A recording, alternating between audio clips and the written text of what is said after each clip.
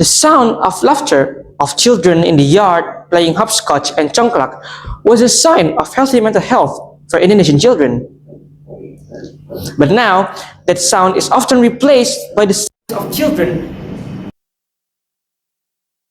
Do you guys audience know the impact? See, research shows that there has been a mental health crisis that has exploded since 2012. This phenomenon occurs because of a phone-based childhood. Now let's dissect why this phenomenon occurs and how it relates to the social standards that we consume in today's media. Assalamualaikum warahmatullahi wabarakatuh. The honorable judges, friends, and teachers, rahimakumullah. Now, let me take a second to praise Allah subhanahu wa ta'ala, the Almighty God, who has given us health, mercy, and blessings, so we can all gather here in a healthy condition. Secondly, may salawat and salam always be upon our Prophet Muhammad sallallahu alaihi wasallam, who has given us guidance and brought us to the brightness from the darkness. It is Adinul Islam. My name is Ibrahim Ibn Rahman Ad-Dafi, and I am one of the delegates from my beloved school, SMA Tren Sains Tebuireng. And today, let me articulate the influence of social media on local tradition. You see, the main point here is that we are in the middle of a cultural shift that is changing the way our children, our generation, our society grow and interact. According to Jonathan Haidt's book, The Ancient Generation, social media plays a very crucial role in this phenomenon. To know who is affected and when it began, we need first to examine what Haidt called as the Great Rewiring.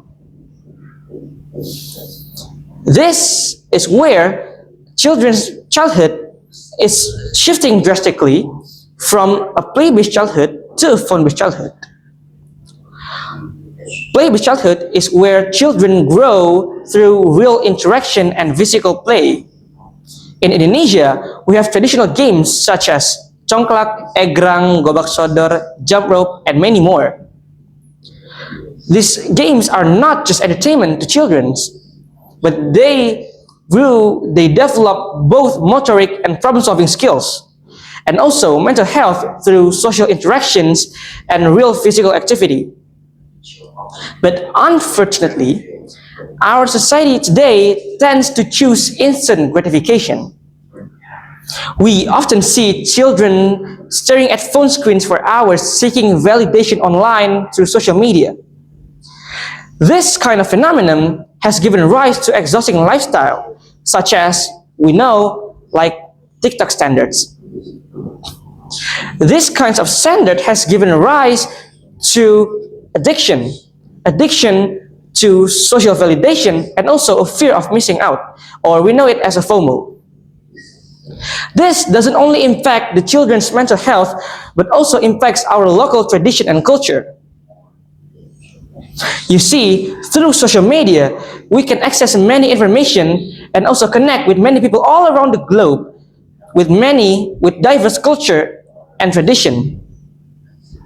And in social media, people perceive some Western culture as a more trendy one or cooler one. So in social media, there's a phenomenon that is called Westernization. This is a phenomenon where the Western culture, tradition, and lifestyle is perceived as a sign of modernity. This is also why most of our Indonesian society tends to choose Westernization over our own local culture. And so, now my question is, how can we, as the young generation of Indonesia, preserve our local tradition and fought against the Westernization? You see, the Westernization is caused by the society of Indonesia. Indonesian society have access to internet and all around the globe and connect with many people.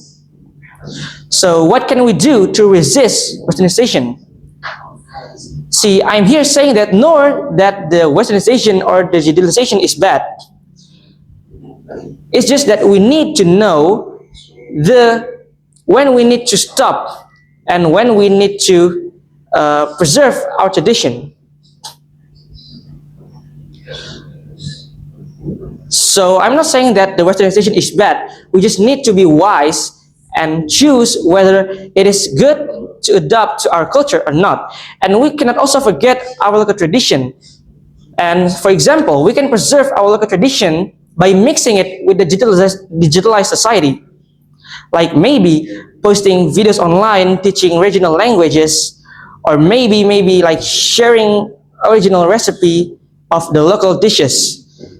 There's just so many ways of how we, the Gen Z, the young generation of Indonesia, preserve our local tradition without completely resisting the westernization and digitalization. And in conclusion, that nor the digitalization or the westernization is bad. It depends on us how we react and treat the globalization and digitalization era. I think that's all I could say. I'm sorry if I made any mistake during my speech. Wassalamualaikum warahmatullahi wabarakatuh.